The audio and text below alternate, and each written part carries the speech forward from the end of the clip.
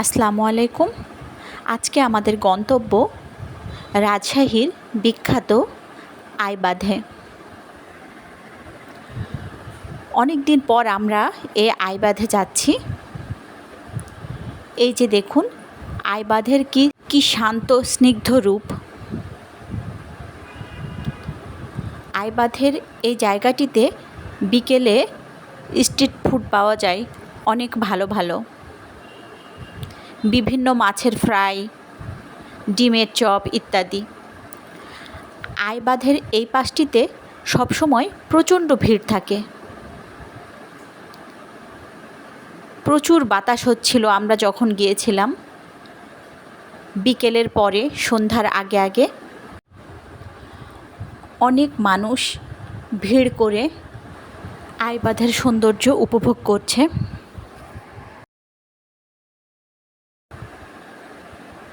এখানে বসার জন্য অনেক প্লাস্টিকের চেয়ার টেবিল দেওয়া আছে,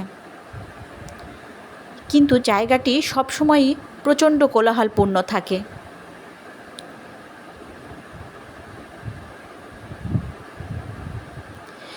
বিকেলবেলা ভিড় একটু বেশিই থাকে,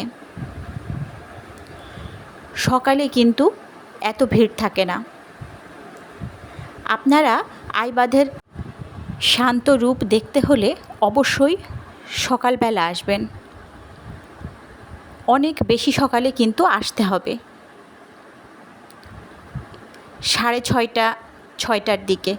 তখন আইবাঁধের এই জায়গাটা পুরা কোলাহল মুক্ত থাকে।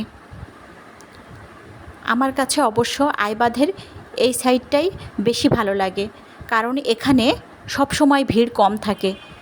সিলিকন কফি আড্ডার মধ্য দিয়ে আইবাঁধের এই পাশটিতে আসতে হয়। এই রেস্টুরেন্টটিও কিন্তু অত্যন্ত চমৎকার।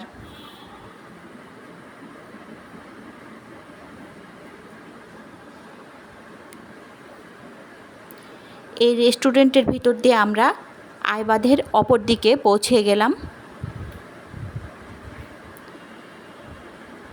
দেখুন এই দিকটা কত কোলাহলমুক্ত, একদম শান্ত।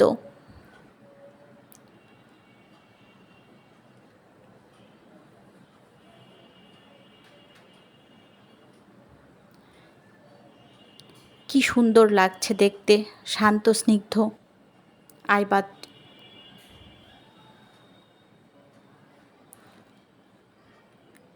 বিকেলের পরে আইবাঁধের এই রূপ দেখা যাচ্ছে,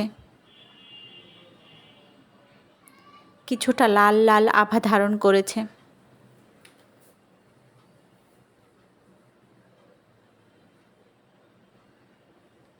এখানে আমরা বেশ কিছুক্ষণ সময় কাটালাম।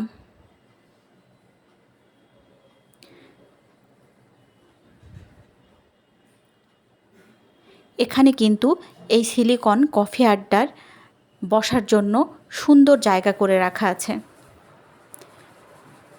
কিছু নৌকা বাঁধা আছে, কি যে সুন্দর লাগছে দেখতে, মনে হচ্ছে ছবিতে আঁকানো কোনো প্রাকৃতিক দৃশ্য।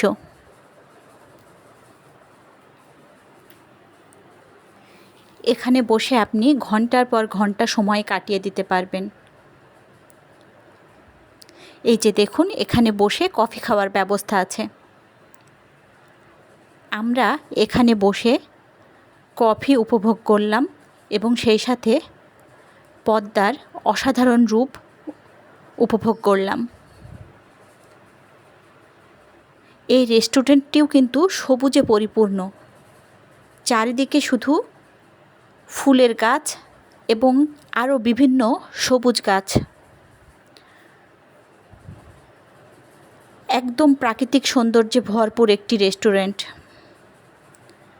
পদ্মার সাথে মিলিয়ে এরকম একটি রেস্টুরেন্ট সত্যিই অসাধারণ।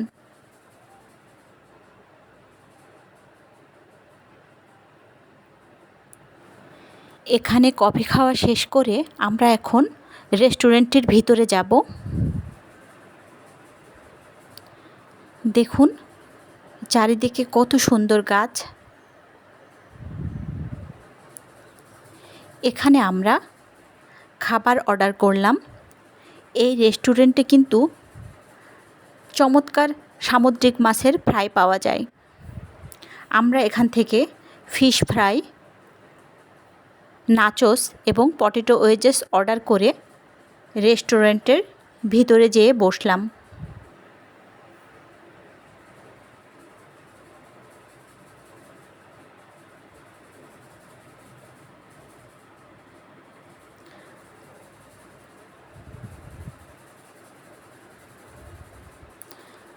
এখানে খাওয়া শেষ করে আমরা বাসার উদ্দেশ্যে রওনা দিলাম।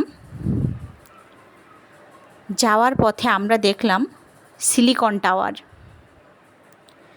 এই আইবাথে আসার পথে এবং আইবাথ থেকে বের হওয়ার পথে সর্বপ্রথম আপনার চোখে পড়বে এই মাথা উঁচু করে দাঁড়িয়ে থাকা সিলিকন টাওয়ারটি।